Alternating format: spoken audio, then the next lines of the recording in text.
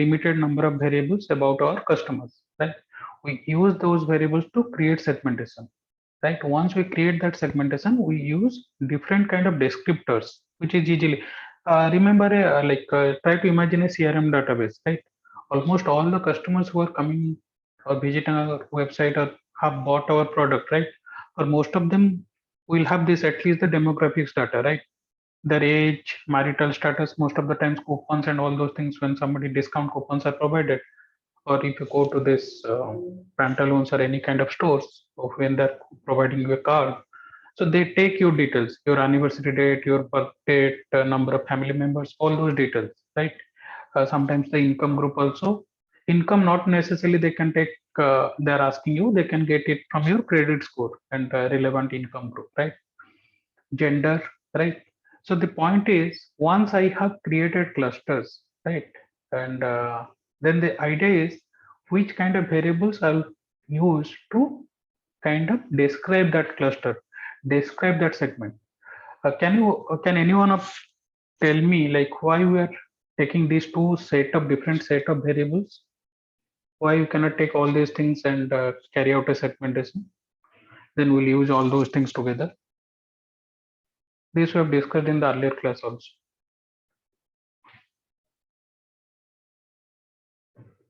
Why these two set of variables are required? Why we cannot go ahead with, let's say I will do this, create a survey, I'll get some information about the what customer need, what are the benefits they require from the market or the product, what kind of solutions they are requiring, what is their usage situation and what is their usage rate, right? Let's say talk about a particular product, let's say cold drinks, right? uh, if I want to understand how people consume cold drinks during next 3 months, when they basically use this kind of cold drinks, how frequently they use, what is the quantity, all this information I get, right? So that is the survey data, right? Apart from that, I have the customers information, most of the customers information available with me regarding their, let's say demographics, may not be income, maybe marital status, family members, gender, almost 3 4 variables is available to me, right? Why we considering two different set of variables for segmentation? Why not go ahead with this segmentation? Let's say I collect this information, then I create segmentation, then I'll use out of that say 4 groups or 5 segment, I'll take 1 or 2 segment and we'll try to target those 1 or 2 most profitable, most easily reachable segment. Why do you think we use this descriptor also?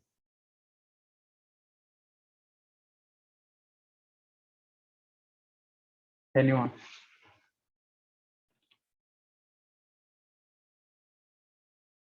Sir, it might be an universal set, sir. So if we take more number of variables, then it will be coming under the subsets. Okay. So Abhishek is telling it might be like kind of if you take more number of variables, it will be your results might be little better. Okay. Any other answer?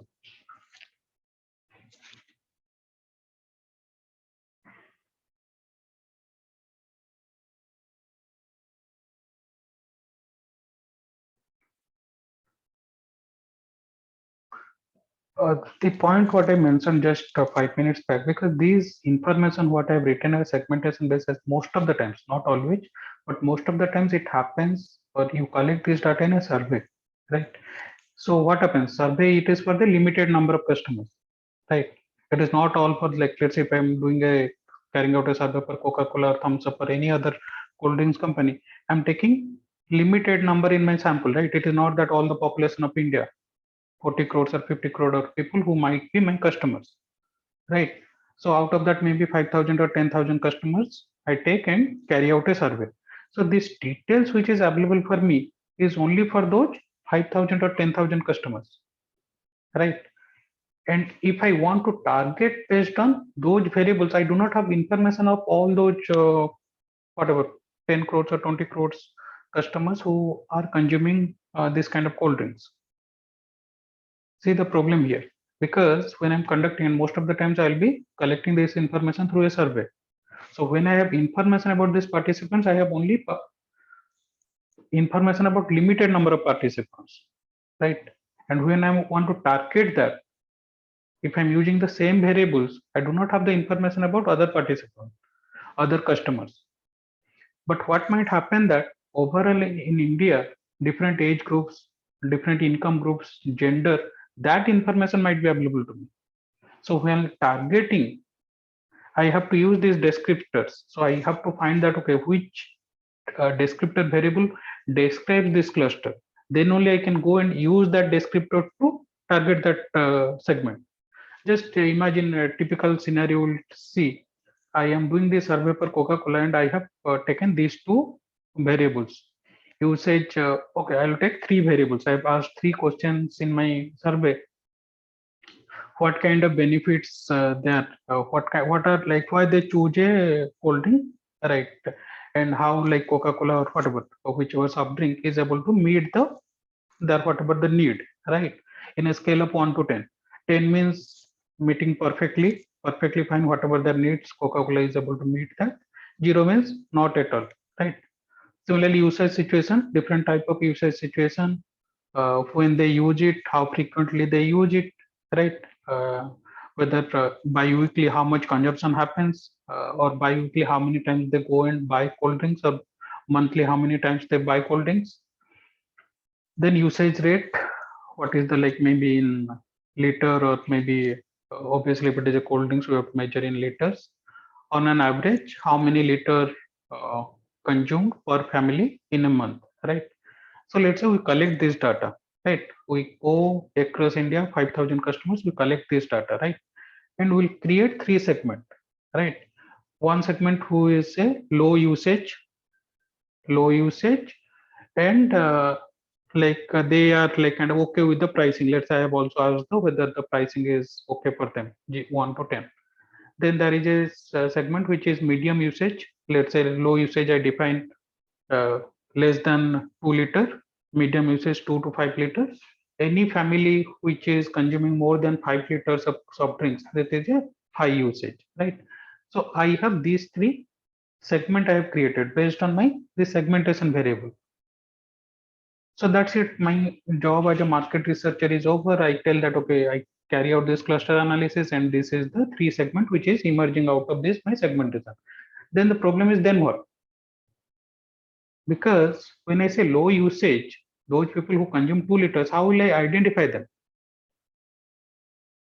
Because I do not have the data of 5 crore or 10 crore about those people who consume less, or those people who consume between 2 to 5 liters. I have only data of those 5,000. But for a company, when they're targeting, when they're using my analysis, they have to make a statement or make an insight for all those 5 crore or 10 crore customers, right? Then the variables which I have used will not be helpful for them.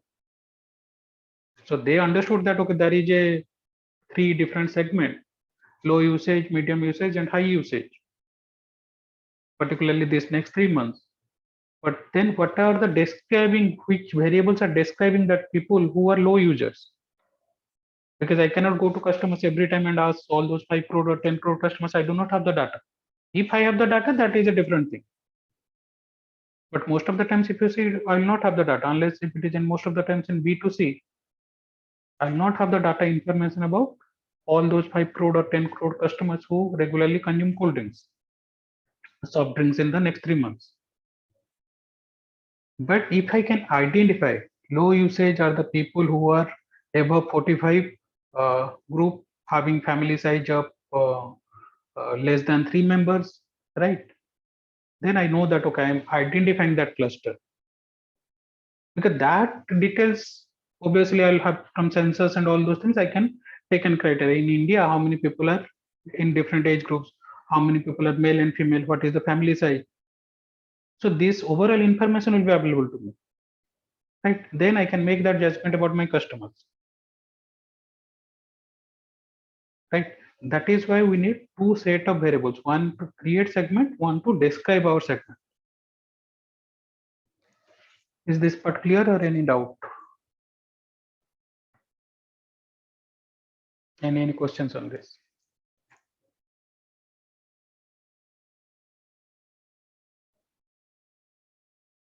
Yes. Then different clustering procedures. So basically hierarchical and non-hierarchical. The difference between hierarchical and non-hierarchical is then again there are other types of clustering also, but mostly we'll be focusing on these two types. Hierarchical means we start with no assumption that okay, how many clusters we have. Non-hierarchical means we start with assumption that okay, management wants to build 3 clusters or 2 clusters or 5 clusters, right? Then it can be of two different types: agglomerative, divisive. Agglomerative is, as the name suggests, agglomeration means aggregation, right? So we start with that. So let's say I have 100 customers, or 500 customers, or 5,000 customers. Each of the customers, I believe they belong to one cluster each. So I'll start with 5,000 clusters. Then I'll try to see that which two clusters are close to each other. Then from 5,000, maybe I'll create 1,000 clusters. From 1,000, maybe 10, or from 10, maybe 5, from 5, maybe 3, right? So this is why, like I start with a large set of clusters. So each customer I'll identify as a cluster, then try to reduce, aggregate it, right? So agglomerative means aggregation. Divisive means initially my assumption will be all these 5,000 customers from where I have collected data, they belong to only one set of one cluster only. Then I try to divide into, let's say, 2 clusters, then 4 clusters, 6 clusters, right? So this is where the division happens, right? So hierarchical, non-hierarchical differences. Hierarchical, we start with no assumption about how many clusters. Non-hierarchical, we start with an assumption.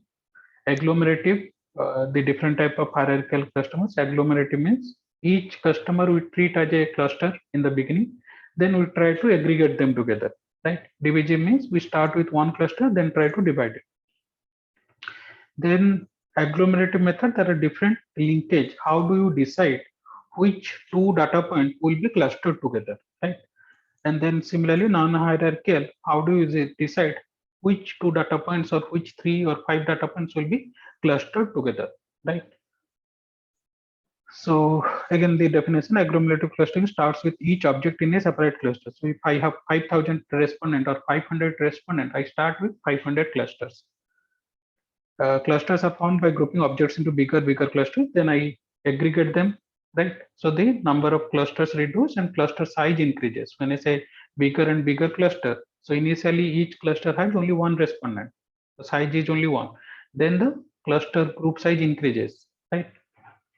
This process is continued until all subjects are member of a single cluster. Then I have to decide that okay, where to stop, right? At the end, what will happen? It will divide to one cluster. Then I have to say on which step and how to decide. I will show you that. So we use something called dendrogram for that. Agglomerative methods are commonly used in marketing research. They consist of, so we'll discuss what is that: linkage, variance, and centered method. Then divisive clustering, like I said, we start with single cluster, then we start dividing that, right? So single linkage. So if there are 2 clusters, whichever is the minimum distance, right? Minimum distance, the single linkage method is based on minimum distance or the nearest neighborhood. So the distance is measured between 2 clusters is the nearest distance between 2 points in the cluster. Similarly, complete linkage is the maximum distance between 2 clusters. Distance, when I say, if you remember that Euclidean distance between 2 points, distance between x coordinate square of that plus distance between y coordinate square of that, then overall square root. Average linkage, so we take number of pairs. Let's say if I have 5 data point here and 5 data point here, how many pairs we can have? 5 multiplied by 25. So 25 pairs, I find out distance between each of those 25 pairs. What is the distance between this point and this point and the other point? Like that, 25 pairs, I calculate the distance, then take an average of it, right? So most of the time this is the preferred method, average linkage, because it is considering all the pairs together, all the possible pairs together, right? So this is where the linkage or average distance method is utilized. There is another called Ward's procedure. Here what happens? I take the variance. So Ward's procedure is nothing but the variance. So what I do, let's say I have here how many? 6 point, right? So 6 customers are there. So I take an average of those 6 customers for those variables, age, income, whatever I have considered, or the usage rate, let's say frequency of use, or occasion of use, whatever variables I have, I take the average of it. Let's say the average point comes here, right? Then I try to find the distance, right, of each point from the average, right? So and try to find out what is the average of these distances. So let's say this is, so this green circles is nothing but one customer each. Then center point is one, like what is my average. I try to find the distance. Similarly, in the other cluster, I try to find the distance. So I try to find out wherever I'm able to minimize the distance within the groups, right? I'm looking into each cluster and I'm trying to find out by taking those points which cluster has the, which cluster groups has the minimum average distance, right? So I'm trying to minimize the variance. Variance is nothing but the average distance from the whatever mean, right? I'm trying to minimize that. Then centered method. So this word procedure is within group distance we are trying to minimize. In the centered method, between group distance we are trying to increase, so that two groups will be so far from each other, right? If you remember, the clustering process is nothing but mutually exclusive, collectively adjustive groups we are trying to create, MECE, right?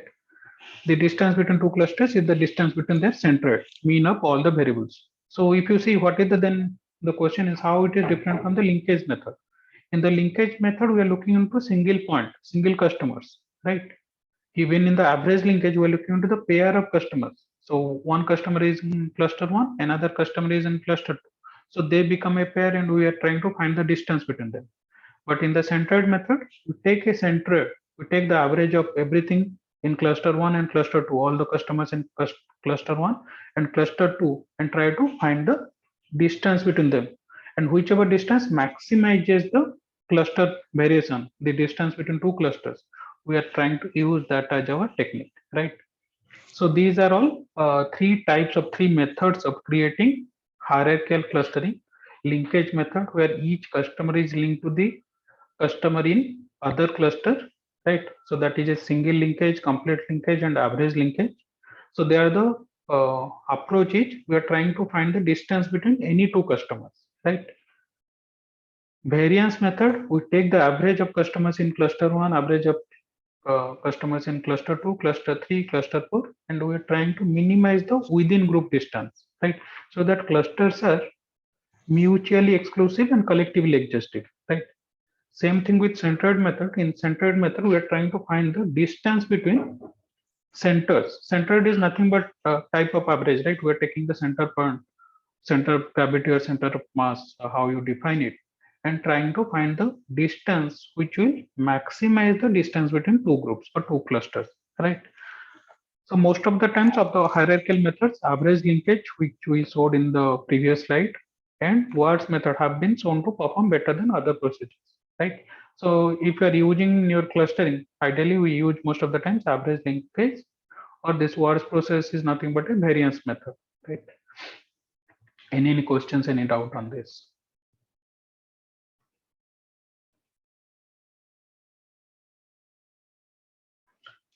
So non-hierarchical clustering, other name is K means clustering. K means how many cluster you are defining. So we have to define how many means or how many centers or how many clusters will be there in the kind of whatever data set we have. So sequential threshold, we start with a cluster, then next cluster will be formed, then next cluster will be formed depending upon the minimization of distance. Parallel threshold is similar to whatever we call it as a agglomerative, right? Parallelly, multiple clusters will be formed. Then we try to find clusters, minimize clusters. Again, like when I say parallel threshold method, in a hierarchical method, it is dependent on your distance. In non-hierarchical method, the number of clusters will be formed based on what you define. If I say three clusters, in the beginning, three clusters will be formed. But same thing if I say in the hierarchical, that algorithm will decide whether two cluster, three cluster, or four cluster will be formed, right?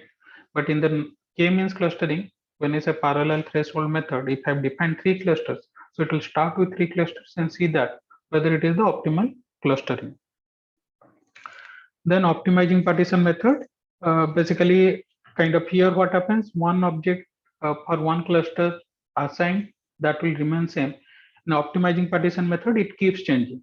So if you compare all these three methods, optimizing partition method is the best choice, but the problem is it takes a lot of computing power, right? It takes a lot of calculation, lot of computing power. If you have a large data set, running optimizing threshold method will take a lot of time.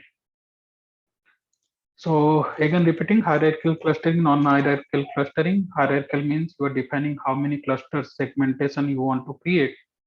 Non-hierarchical means you define how many clusters you want to create.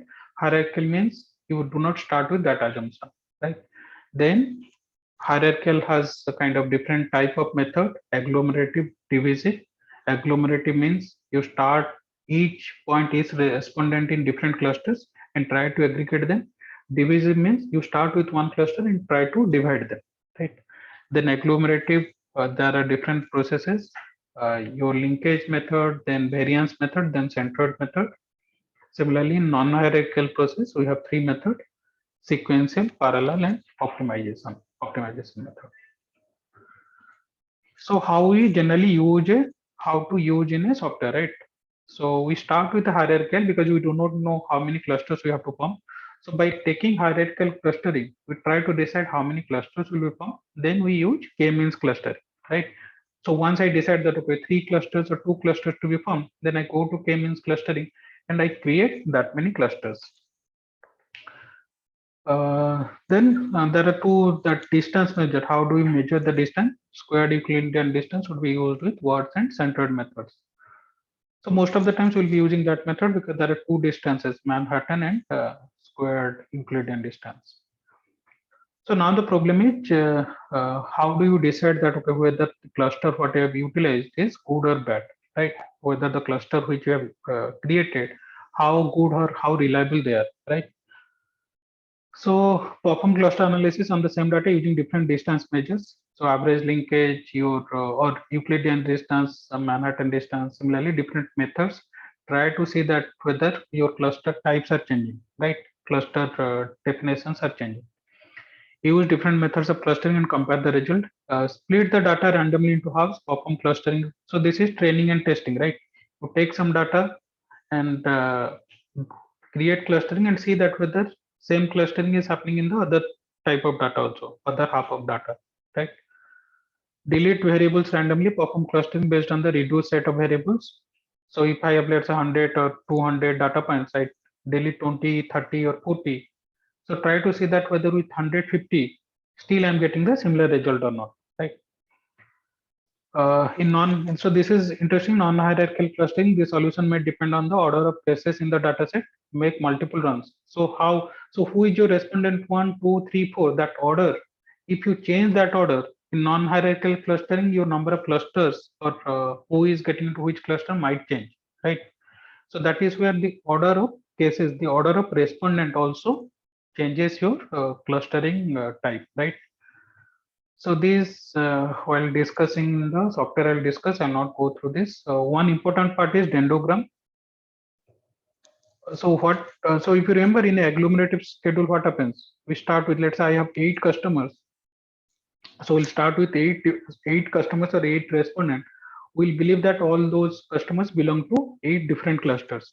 Then those clusters get added up, right? Then again from 4 clusters it becomes 2 or 3, from 2 or 3 it become 1, right? So the point is, so this at the end, if you see, this is a single cluster. Here what has happened, so this is a part of your hierarchical clustering. So how will you decide how many kind of clusters you should form, right? So the generally the criteria is you have to, so if you see, I have how many, I start with 8 clusters and at the end it become 1.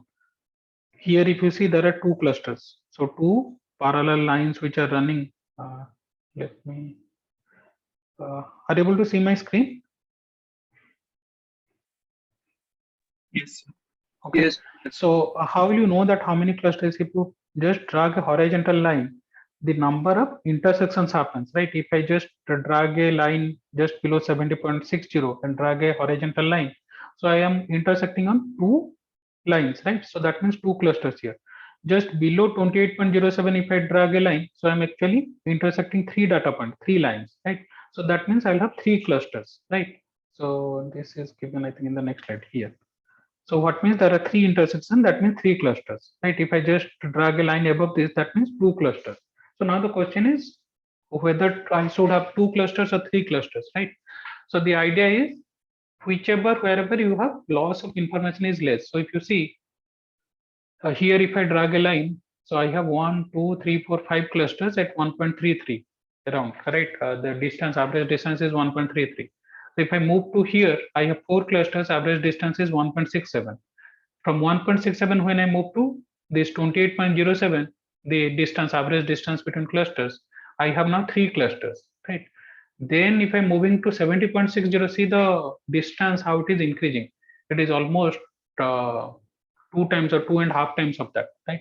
So I can decide, okay, I'll stop at four clusters, or I can decide to stop at three clusters, right? So that decision you have to take depending upon where you are losing, how much information you are losing, right?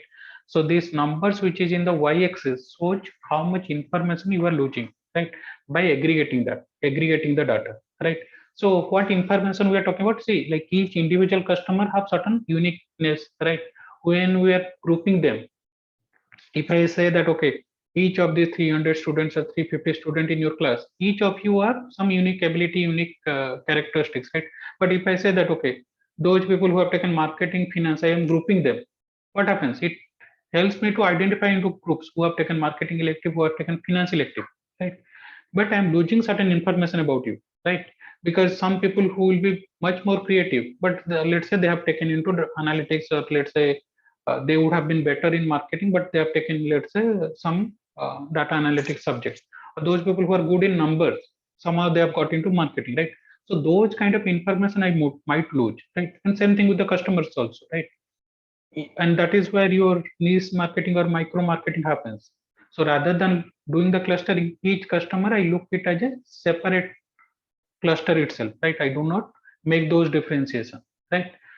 And so that is what you have to decide now. Each step you increase, each step you aggregate different clusters, you are losing certain information about your customers, right?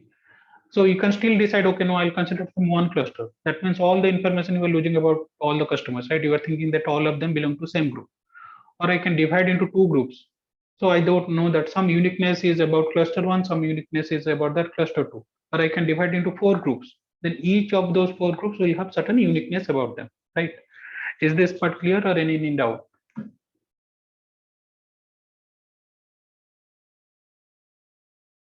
So this is important. Dendrogram will create and we'll try to see how to use that.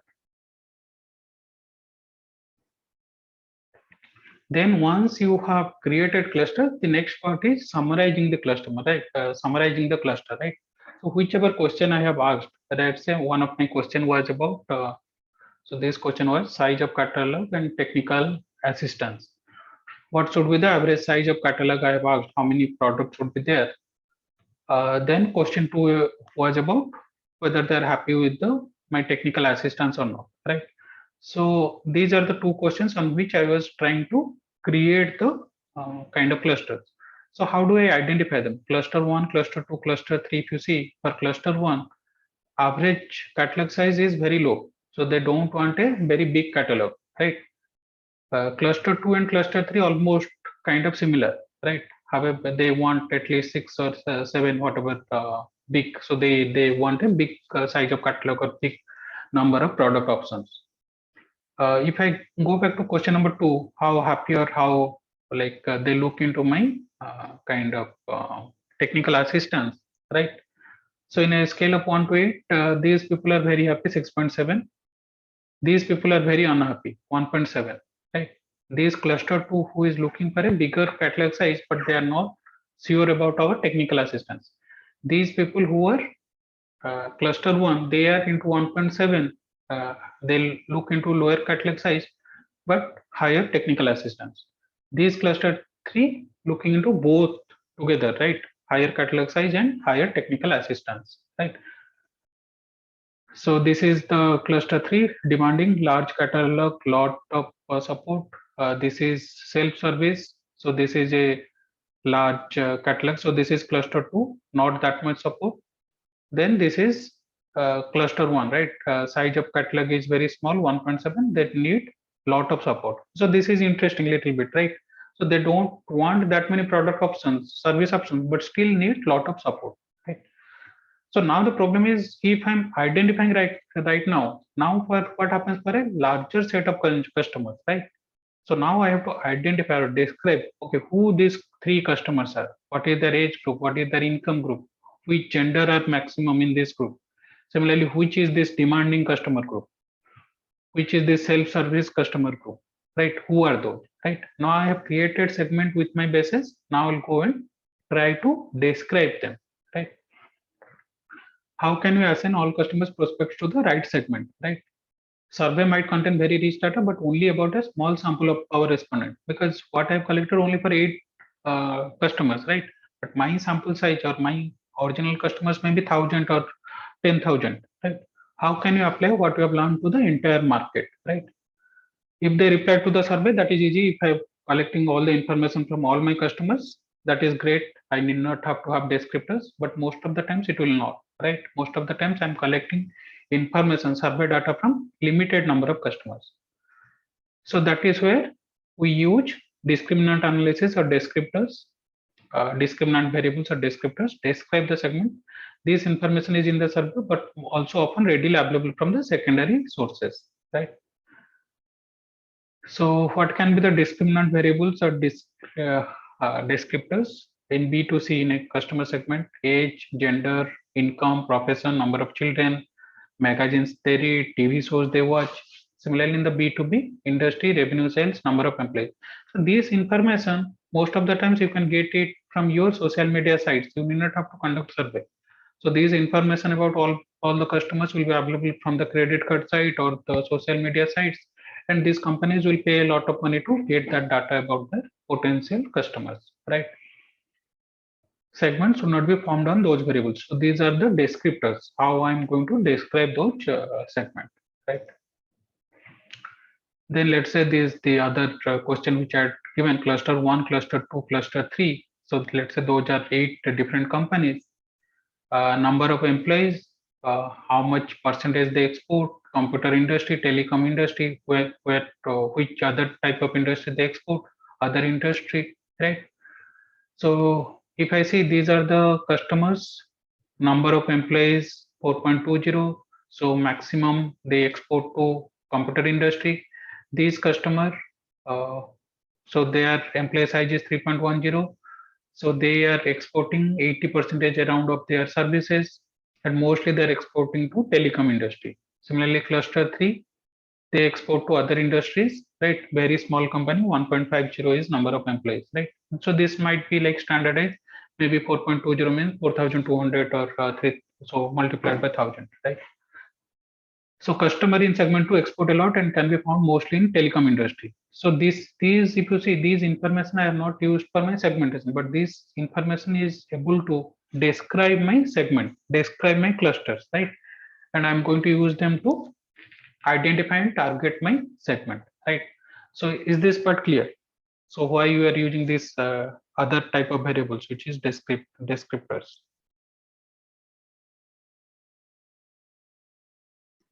Could you please explain? Hello.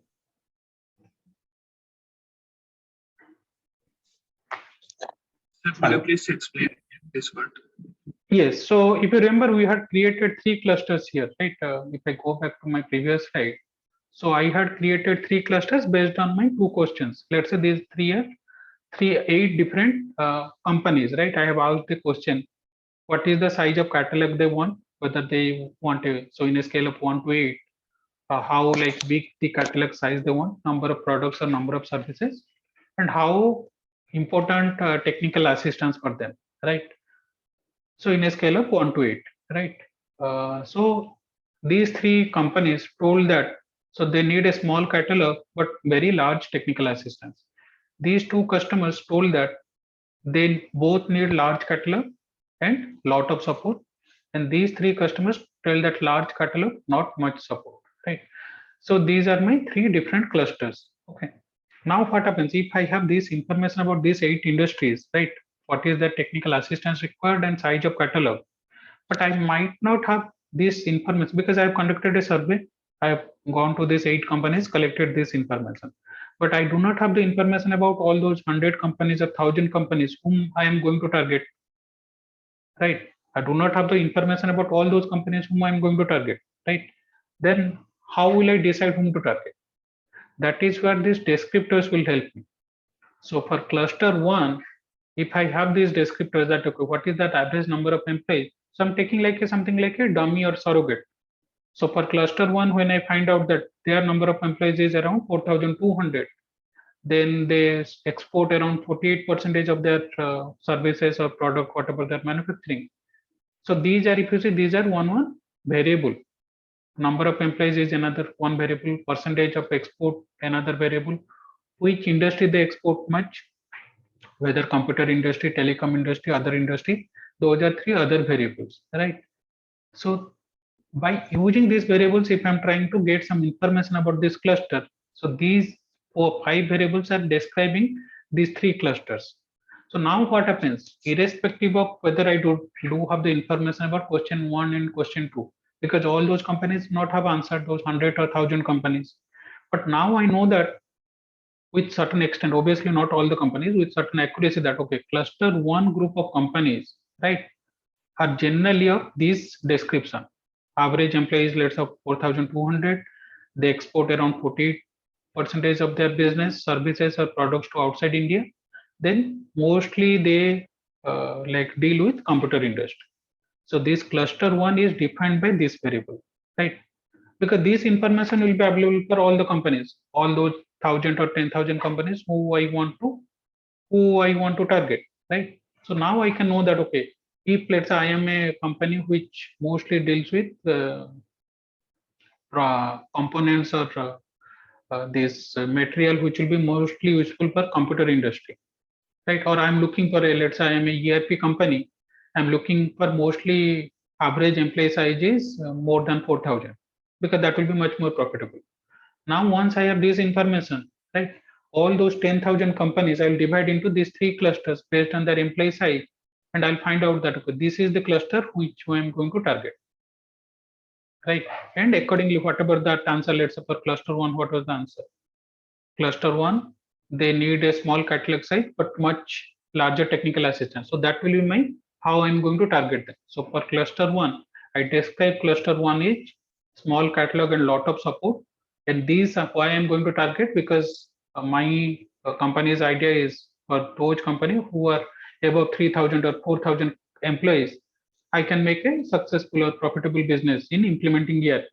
So I'm going to target cluster one because average employee size is more than 4,200. And how I'm going to target them based on this information, small catalog and lot of support, right? So this is how your descriptors is able to help you to find out how to target those customers. Is this clear? Yes, sir. So this is how like, and that is where the challenge happens. Most of the times clustering, you'll keep certain information, but describing that 2 clusters becomes very difficult, right? So this, if you create a discriminant so analysis, so this is a good line where it is clearly able to differentiate between 2 clusters. But in the same thing, if I again take for some other data, if you see both pluses and zeros are here, I'm not able to discriminate between those 2 groups or those 2 clusters, right? So this is where the difficulty will happen, and I'll show you in the kind of tool when we are doing that. So this is where, if you remember in the analytics, we use something called confusion matrix. How much I predicted correctly the cluster membership, how many actual membership happens, right? So if let's say I predicted cluster one, that 79.6 percentage, right? So sorry, here it should be cluster one. I don't know what is it.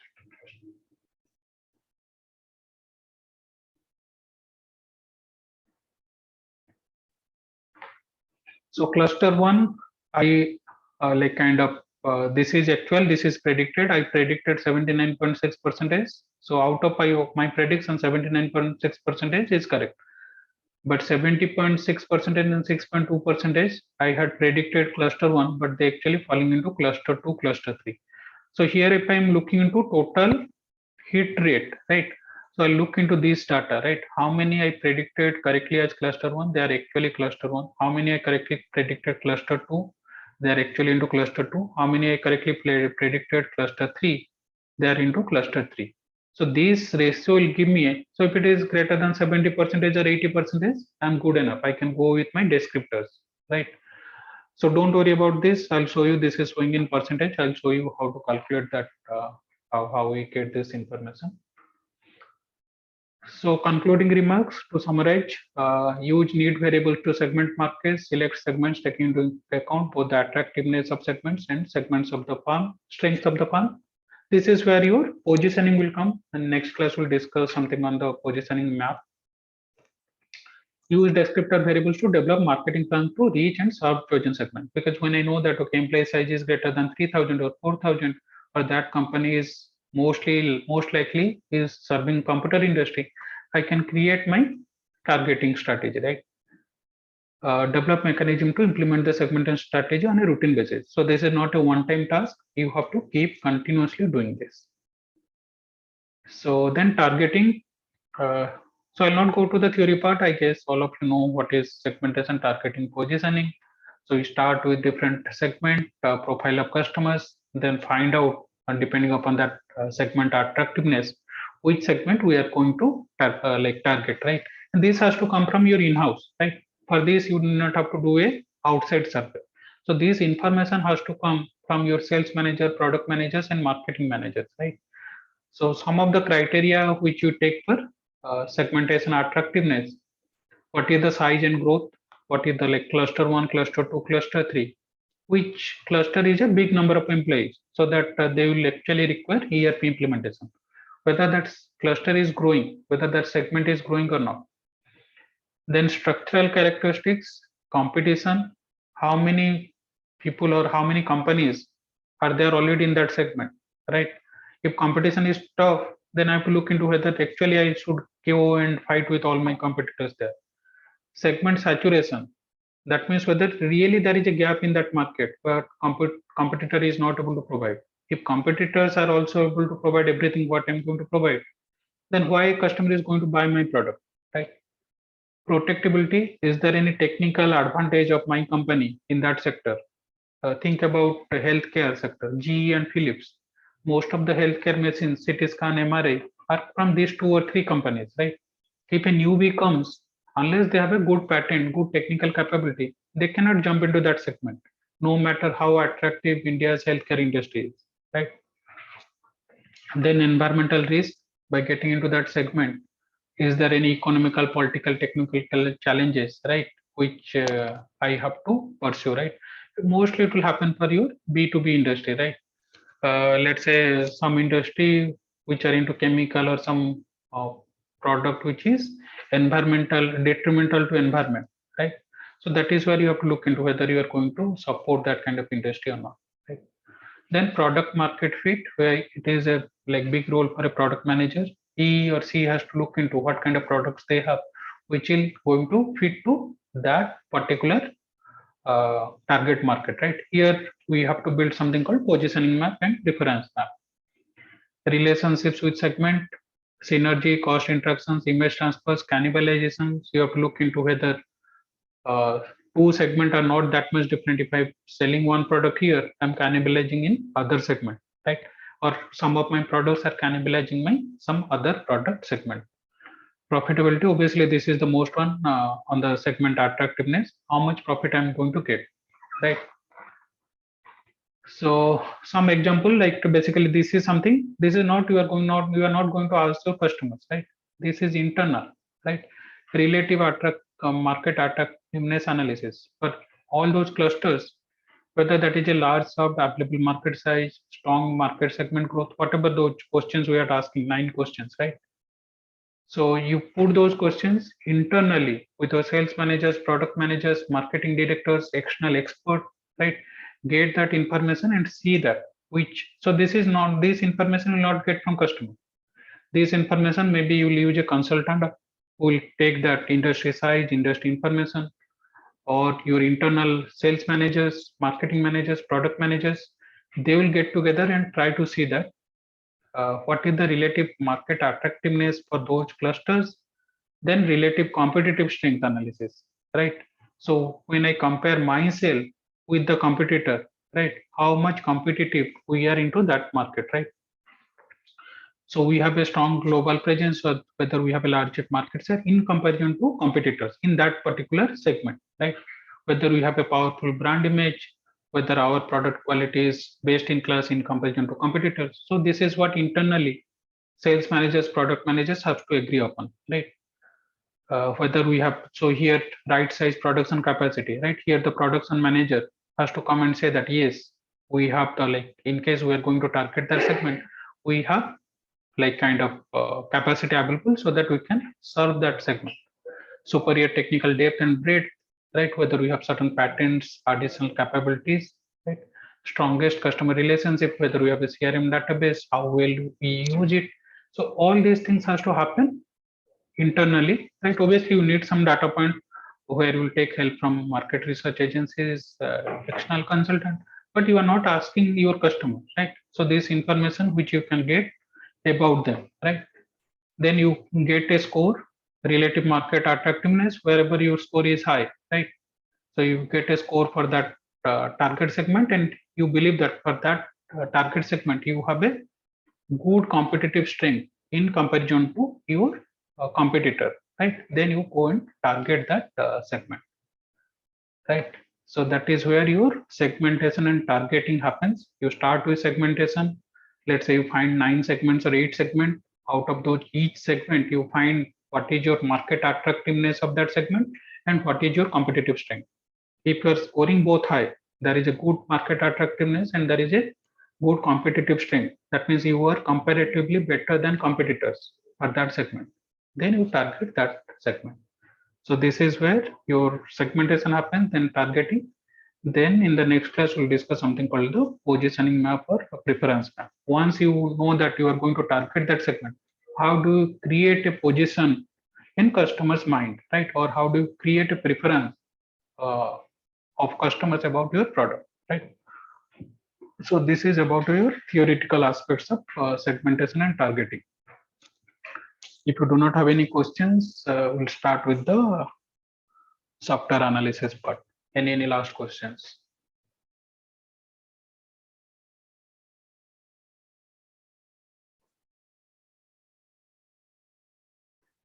Okay, let me just share the data file. Again, this is the same file which you'll use for your, where is this?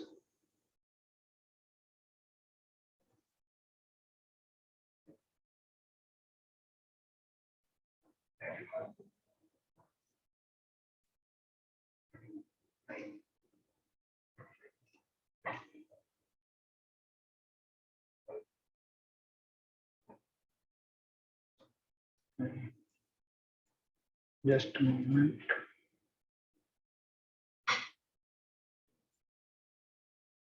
So let me first start with SPSS. Then I don't know how many of you have SPSS. Then I'll try to show in that NCSS, the software which I talked about. I hope all of you have downloaded that. This is my file. Yes. Okay. So I just send in the chat box. You can download it, and after some time, this same data will be available in your Google Classroom. Okay. So let me just first show you through SPSS. Where is my CRM?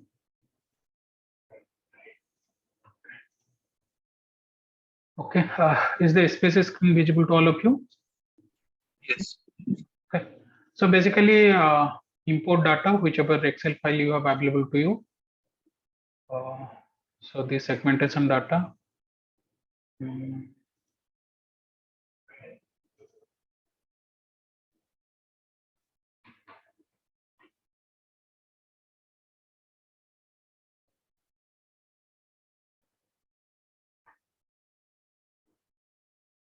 So this is the data file I had given you, class exercise 3 segmentation. Yeah. Sir, I don't have SPSS, sir. You have NCSS, right? So I had shared a link in Google Classroom, I think 2 weeks back, to download that software. Do you have that? Yeah, yes. Okay, so I'll again discuss in that software also, because last class some of you asked in SPSS. So I'll describe both software, right? So even if you do not have SPSS, just follow through the method. Same thing I'll repeat in NCSS. Methods are same, right? So I am just putting the data, worksheet survey data. Okay.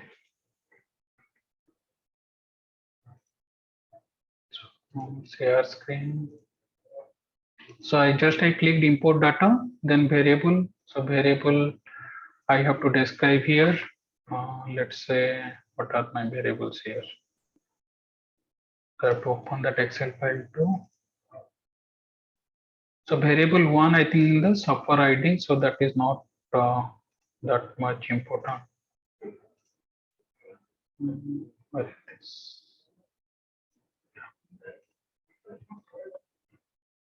ID. Then variable two is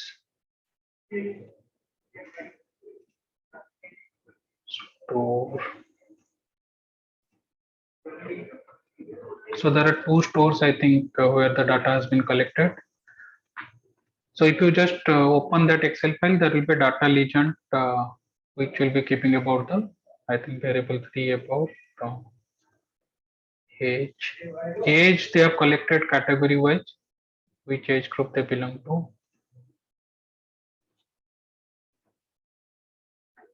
Age. Then this is, I think, gender. Then this age. Source of income. So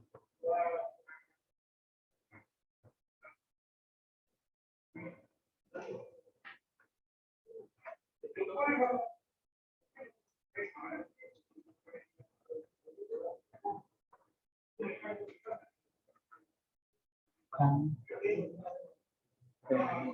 purchase, frequency.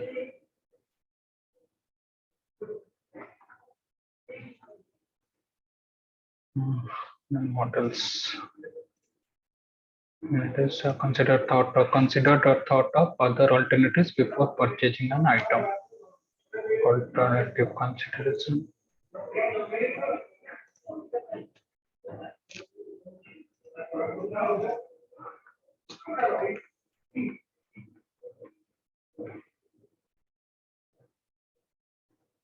Then B8 is how often do you feel you make impulse purchases while shopping or after shopping?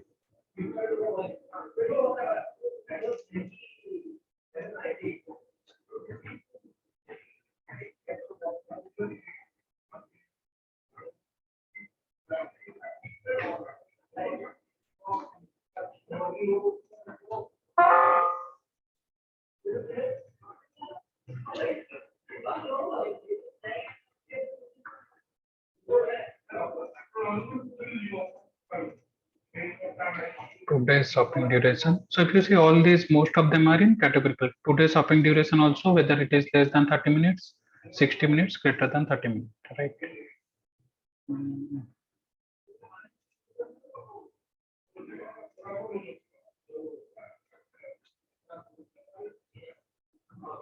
Shop duration B10, B11 are basically comments, and I'll tell you how to use that.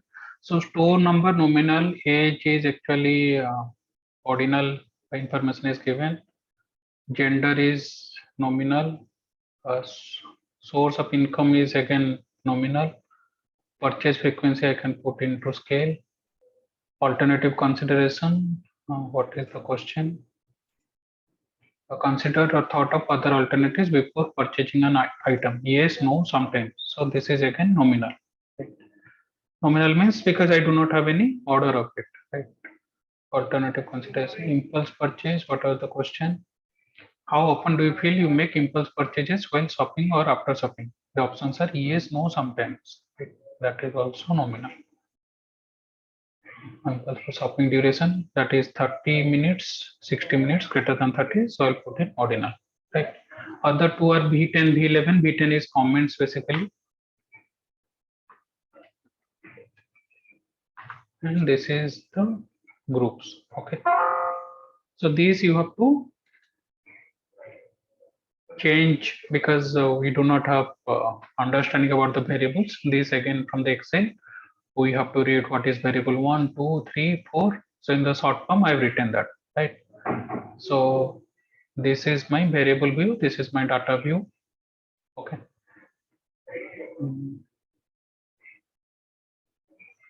Okay. So I'll go to. So if you click on analyze,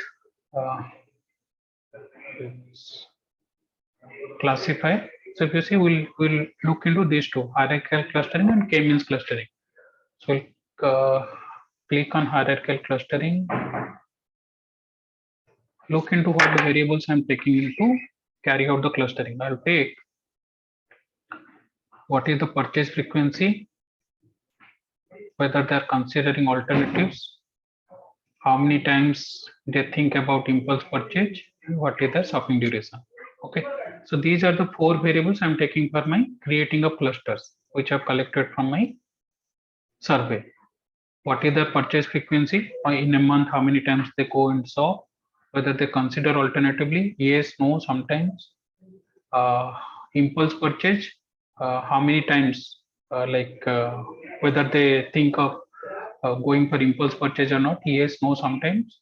Then shopping duration, whether less than 30 minutes, 60 minutes, or greater than 60 minutes, right? Statistics. Are you all of you are able to see this screen? Yes, sir. Okay. So in the plots, click on dendrogram. Okay. Continue method. So here actually you can select the clustering method, right? So here you can look into different type of this method we have discussed. Words method, centered clustering, the nearest neighbor.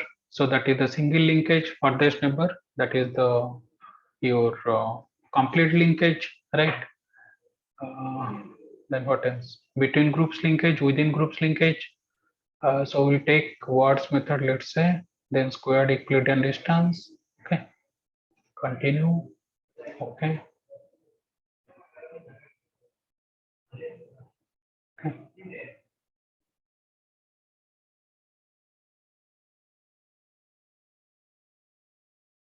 So this is the dendrogram which I was talking about, right? So if you look into how to know that, okay, how many clusters, right? So where the jump is happening maximum till this point, right? Are you all of you are able to see the dendrogram? Sir. Okay. So if you just drag a line, so here if I drag a vertical line, so this way it is just a moment. So if I drag a line, just think about if I drag a line close to 5, just before 5, right? How many clusters? Sir, Yeah. so we are unable to see the dendrogram. Yes, sir. Which screen you are seeing now? Only the data file? Yes, sir. The data set. Okay, okay. Just let me. So I have run that result. It should be. Now are you able to see? Yes, sir. Yes. Okay. So this is the result screen which I have got, right? So like I said, we create a hierarchical clustering to understand how many clusters we're going to create. We have 57 data points. Here, if you see, actually they're creating two clusters, right? How they have decided two clusters. So initially, if you see all the 57, so this is a agglomeration, right? We start with 57 clusters. Then in the next stage, so 57 clusters means 57 customers are assigned to different 57 clusters. Then we add them up, right? We put them into different number of clusters. How you know that how many clusters are being created? If I just put a line, let's say I put a line from 10, okay? So wherever this number 10 is written, if I just drag a vertical line, how many lines I am intersecting? So one here, right? Then two here, that's it, right? So this is where So if I say that, okay, I'll create two clusters. Okay, so this is where after 5, any line I cross, if I drag a vertical line, how many lines I'm intersecting? This is where intersection will happen, around 48, 33 where it is written. So this line, then somewhere between 20, 45 where this line is crossing, right? So this will be one. So I can create two clusters, or I can say that I'll create. So if I just put a line just above below 5, close to 4, if I drag this line, how many clusters we are creating?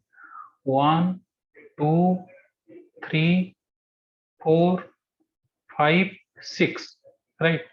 So that is another option. I can create 6 clusters also. Or if I just put a line just above this 4, right? How many clusters I'm creating? Just below 5, like 4.8 or 4.6. 1, 2, 3 clusters, right? So basically I have options of creating 2 clusters, 3 clusters, or 6 clusters, right? Then with that we'll try to see that which cluster is preferable for us. We'll start with 2 clusters, then we'll start with 3 clusters, then we'll start with 6 clusters, right? Because you have only 57 data set, creating 6 clusters will not make much sense. So we'll jump into, so that is also you have to look into, right? How many clusters we have to create, right? So easily we can create 2 clusters or 3 clusters, right? Any questions or any doubt? Can I draw somewhere here? Okay, yeah, I think I can draw.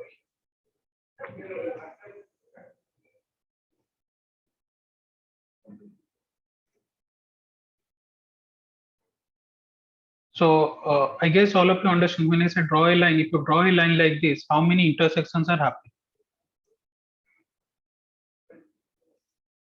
So it is not taking. So like this line, so it is intersecting here, then it is intersecting here, right? So I have 2 clusters. But if I draw another line, where is this? Let's say I draw a line. Sorry.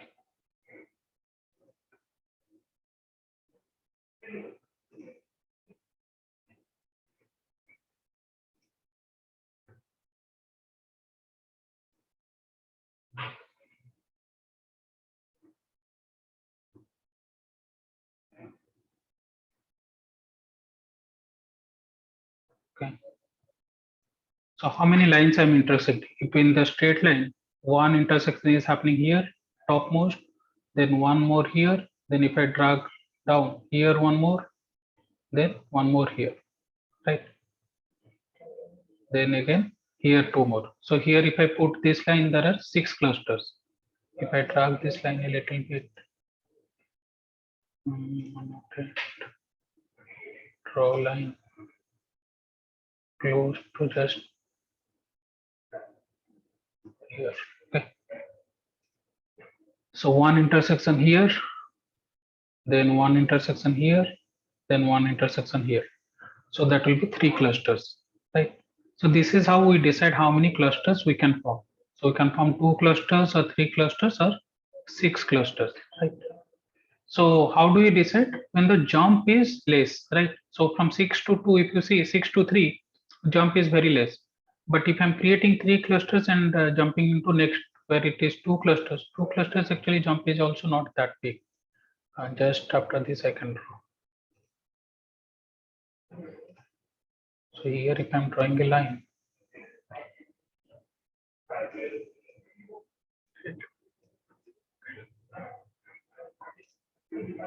so see there are 3 options, right? I can, so if I look into the leftmost line, right, how many clusters were forming? Actually 2 here, 2 down, then 2 down, right? 6 clusters.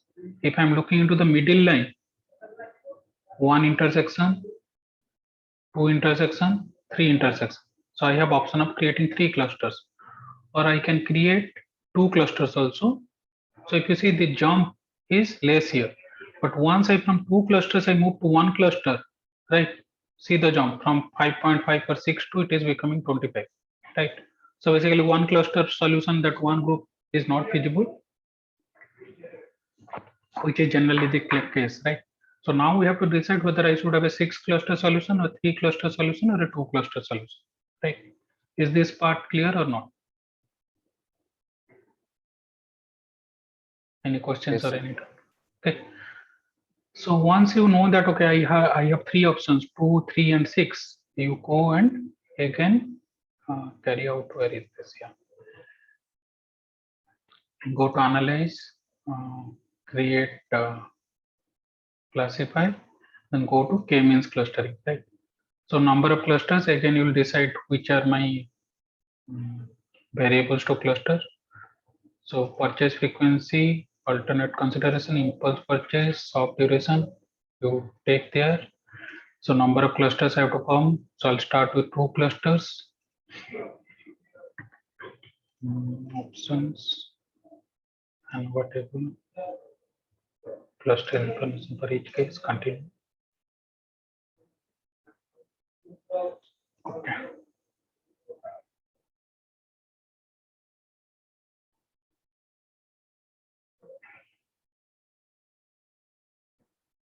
So this, if you go and look into, I think that would have been saved in your original data set. Let me just show you this output.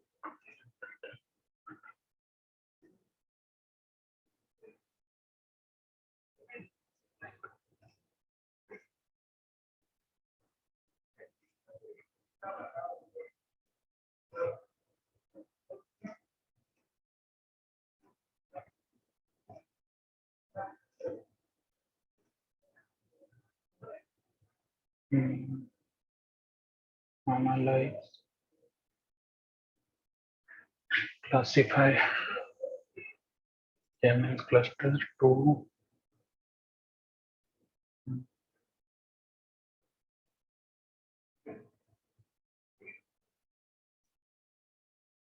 so here in the save option, put cluster membership, continue, options, select all these 3, continue, iterate, okay, and put okay. So what will happen if you go to your original data set?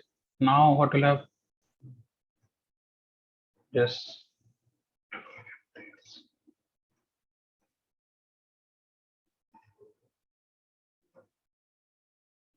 So you'll have this cluster membership, QCL 1, 2. So what has done?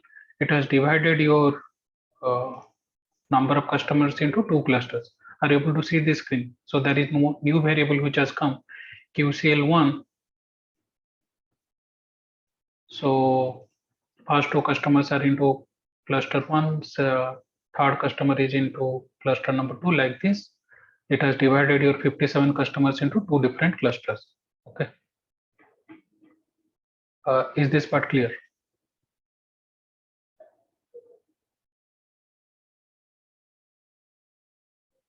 Okay, how we are using both the hierarchical clustering and k-means clustering.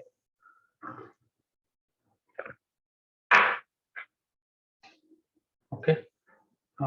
Same thing I'll just show you in NCSS also. Sir, in Yeah. hierarchical clustering, we saw that how many clusters to create. Yeah. So see, we had 3 options, 2, 3, and 6, right? So he, Yes, when sir. you are creating in k-means clustering, first create 2 clusters, then 3 clusters, and 6 clusters, and try to see that how your cluster membership is changing. Cluster membership part I didn't get. Okay, so because if you where is this data set? Not this one.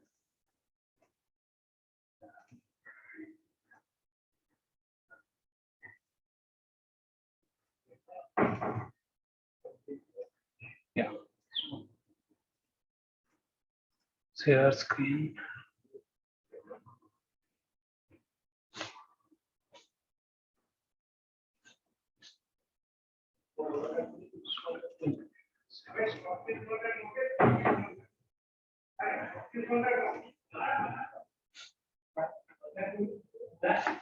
So QCL1, this new variable has been created.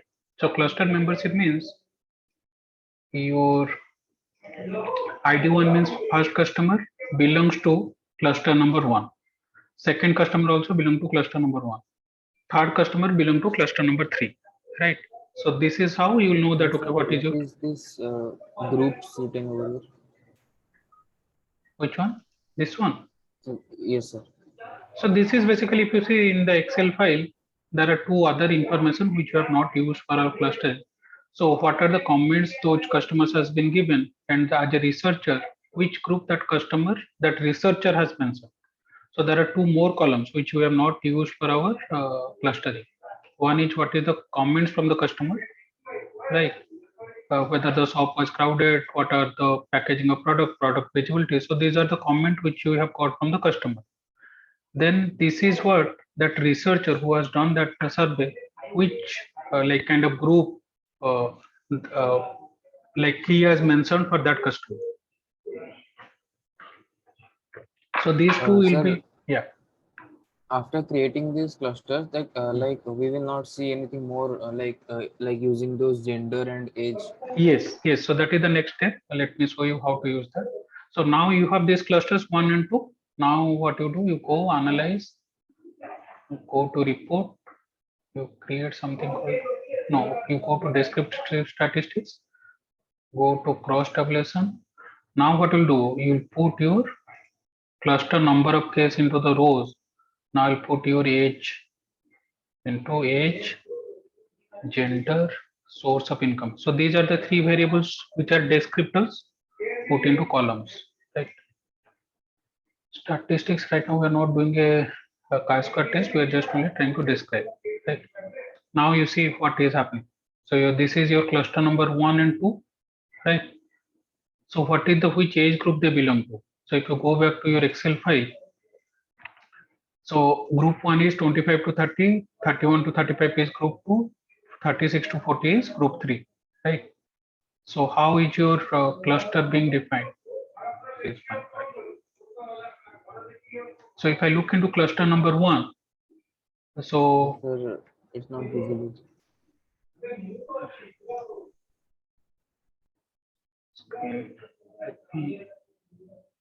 screen, let's see if I'm saying. Is it visible now? Yes, sir.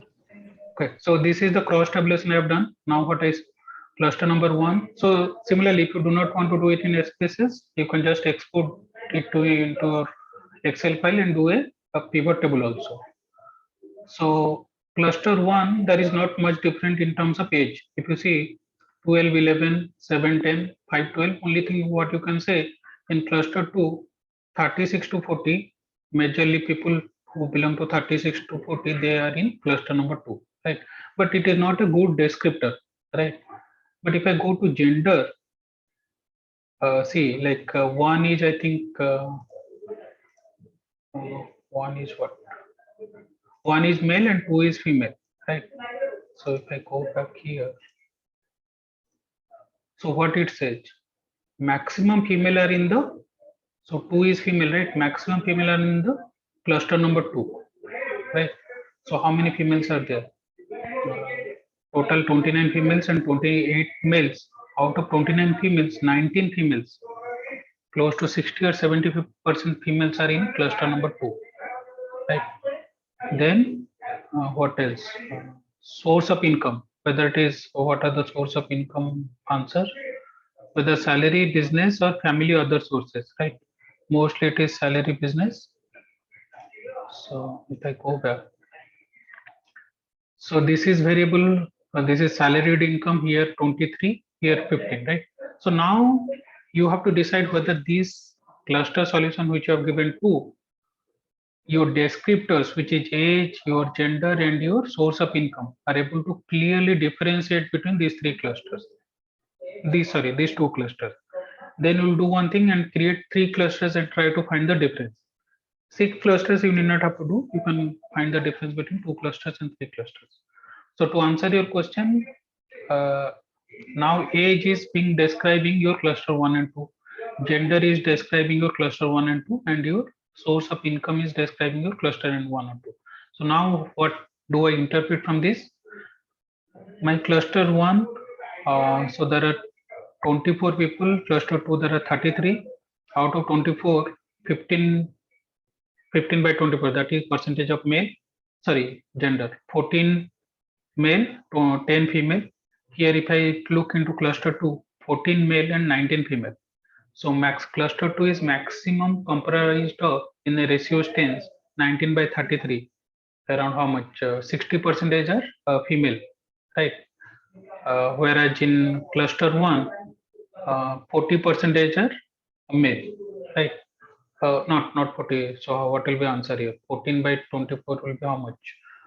Uh, so that is around 60 percentage, right? So what happens here? If I differentiate between cluster 1 and 2, cluster 1, 60 percentage male belong to cluster 1, right? And cluster 2, out of that total membership of 33, 19 are female. That means 60 percentage of cluster 2 are female members, right? Whether that gives you something to target, right? Maximum members in cluster 2 are female. So if you have a marketing strategy suited for female customers, you are putting that marketing strategy for cluster 2, because in cluster 2 maximum members are female. Similarly in cluster 1 maximum members are male. So whatever your marketing strategy for male members, that will put in cluster 1, right? So that will give you an idea about your marketing strategy. Is this part clear? Similarly, source of income, if you see that is source of income 1, is there a difference? Source of income 1 is salary, 2 is business. In cluster 1, if I look into 15:9, right? So those people, uh, 15 by 24, that means around 60 percentage are salaried. Here 23 divided by 33. Here almost 70 percentage are salaried. So not much difference you are able to find. In cluster 1, 60 percentage are salaried. In cluster 2, 70 percentage are salaried. So it is in the same direction. So not much difference. But if you look into gender is able to differentiate between two clusters to a certain extent, right? And this is where the challenge will happen, right? You have got a survey data, but when you want to describe the cluster, you are finding it difficult because there are no descriptors. If you see, look into three descriptors: age, gender, and your source of income. There is no good descriptor in a two cluster solution. Then you will find that whether there is some good descriptor in three cluster solution. If I quickly can show you that, if I go and create a three cluster solution, what is this? I am telling this.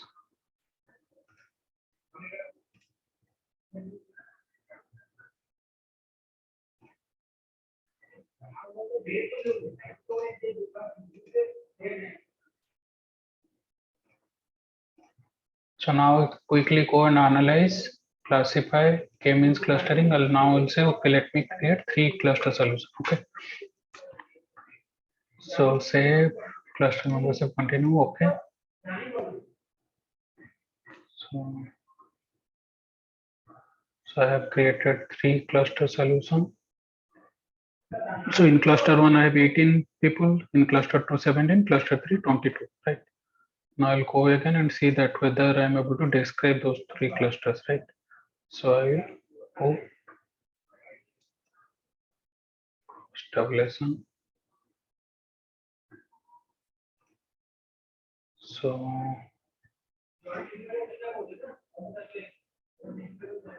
this is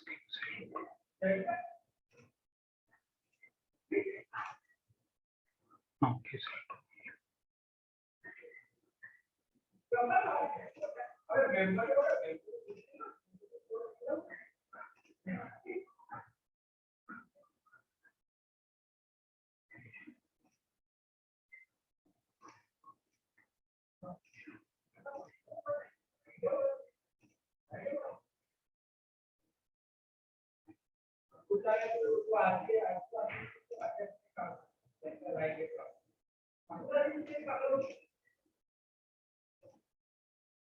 So now if you see, I have taken again three clusters and tried to see that whether age is able to differentiate between them, or gender is able to differentiate between them better way, right? Or source of income is able to differentiate between them, right? So the idea is I'm creating two clusters, three clusters, and try to describe those clusters in terms of these descriptors: age, gender, and source of income. in this case particularly, I might not find a very good answer, right? Because my sample size is very less, 57 around, right? So let me quickly show you in NCSS also. Share screen. So again, same thing, file, import data, go to your Excel spreadsheet. That Excel spreadsheet is there in downloads.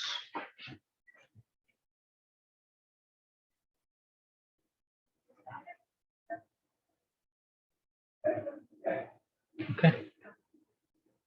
So these are the information is available. I'll go to analysis, create cluster analysis, click on hierarchical clustering. Then here what you have to say, what are my ratio variables? That is my purchase frequency, right? Which I have selected, put OK. What are my nominal variables? My source of income. Okay, that I have not selected.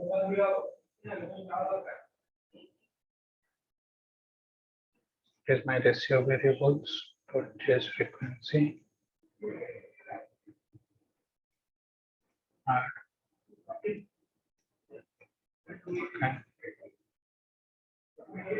Ordinal variables, today's of integration hard. Okay. Nominal variables on an average how many?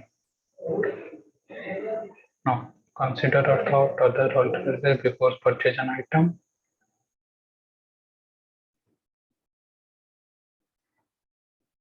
How often do you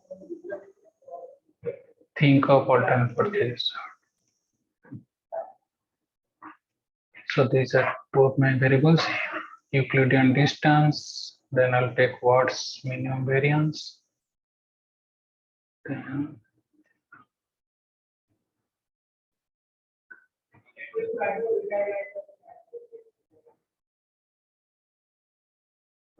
so here also if you see this same dendrogram is coming, whether I'll have a 2 cluster solution or a 3 cluster solution. Right.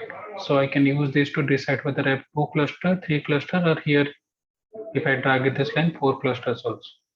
Then I'll go and do a cluster analysis. K means clustering.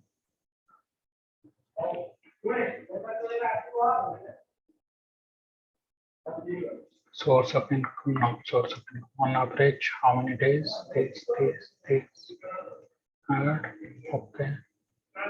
Minimum clusters 2, maximum clusters 5, reported clusters 3. So these I can change how many clusters I want to report. 2, 3, 4. So I'll start with let's say 3 clusters. Then run.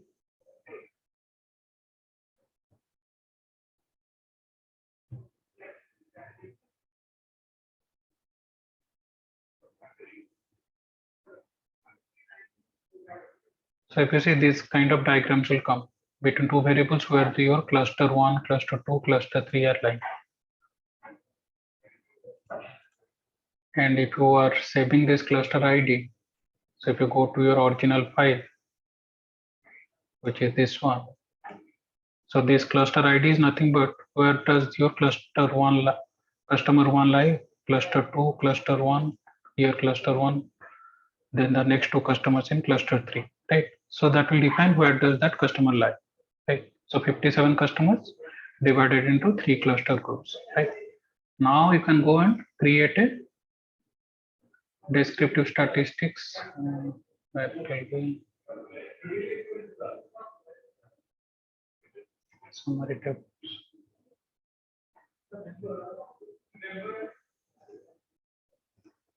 Variables, whatever.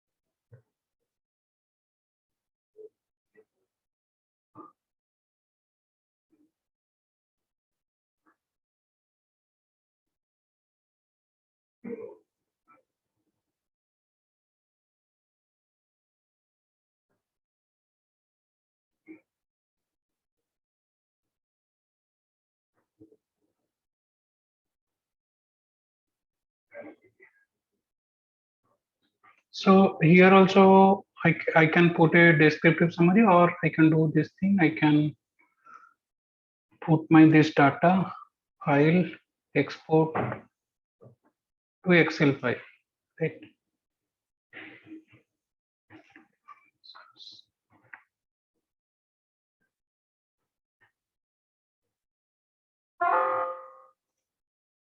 So now if I go back and see that,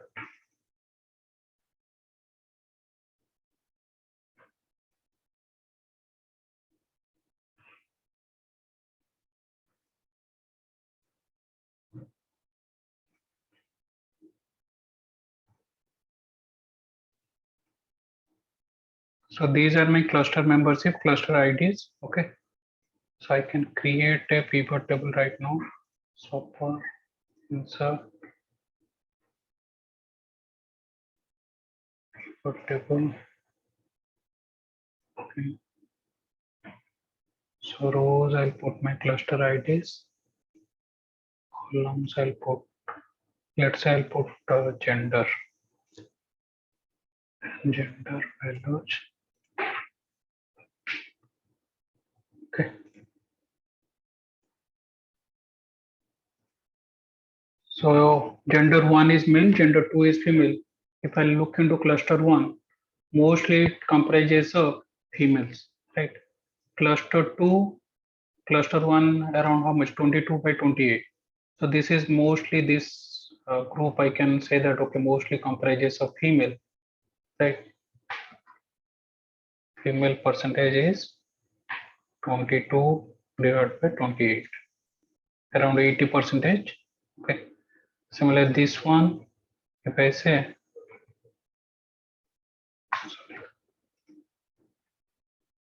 28 by 39, 71% is female. This one 8 by 19, 42% is female. So these two clusters, if I want to target, so I'll have a kind of strategy which is much suitable for female customers. This is mostly, if I look into 11, if I put mostly 42 means 60 percentage, around 58 percentage are male customers, right? So then I can put a strategy which is much more suitable for male customers rather than gender. If I take, let's say, age, can put age also.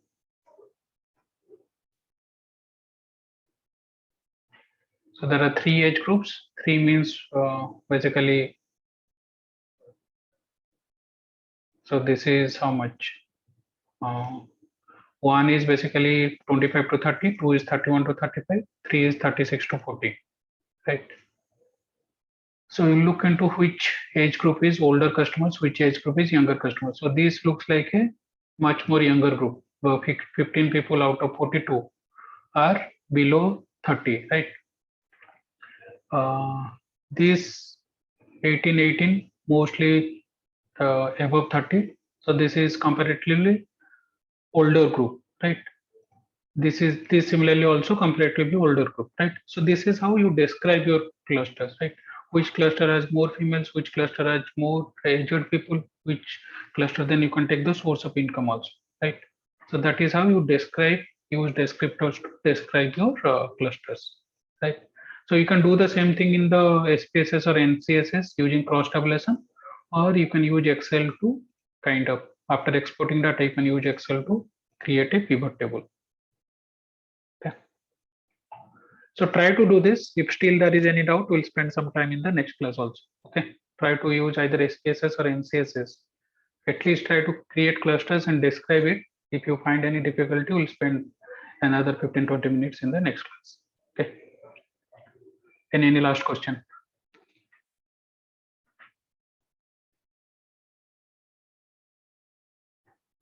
Okay, chalo.